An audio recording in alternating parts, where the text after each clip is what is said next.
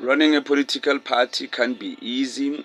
Floyd Shivambu is experiencing that firsthand with his new formed political party, Africa Maibuye, having troubles to actually retain people.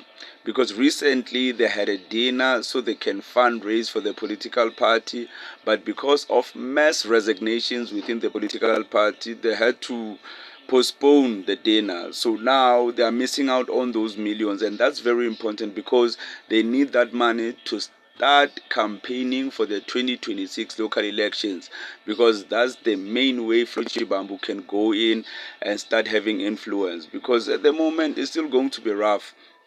But the main thing, or the main problem with Maibuye or Africa Maibuye, it's not because the constitution is wrong or people dislike Floyd Shivambu or anything like that, but it's because they don't have a clear message. You get what I mean?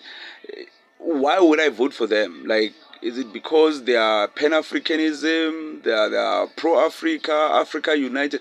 I mean, aren't we tired of that slogan? Like, isn't everyone Pan-Africanist at this point?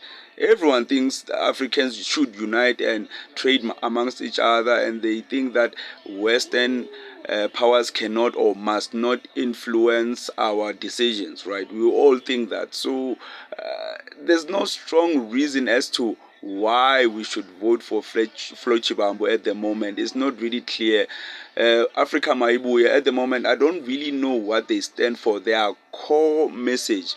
Because with the EFF, we know that it's United Africa, no matter what, LGBT, also monopoly capitalists, they don't want that.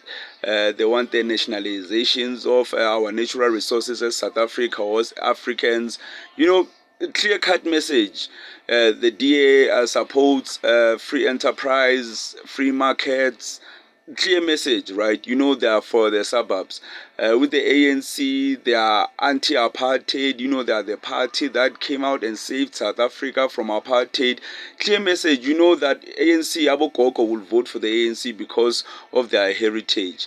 So with Africa Maibuye, it's not really clear as to what's their core message, what they really stand for, what Floyd Shivambu wants us to vote for. Should we just vote for him because he will make a good president or they'll govern better? Yeah, man, that's for other people. We want to see a leader that we can follow and actually vibe with them, and also do the work. So we want to know what you really stand for, your core message and mission.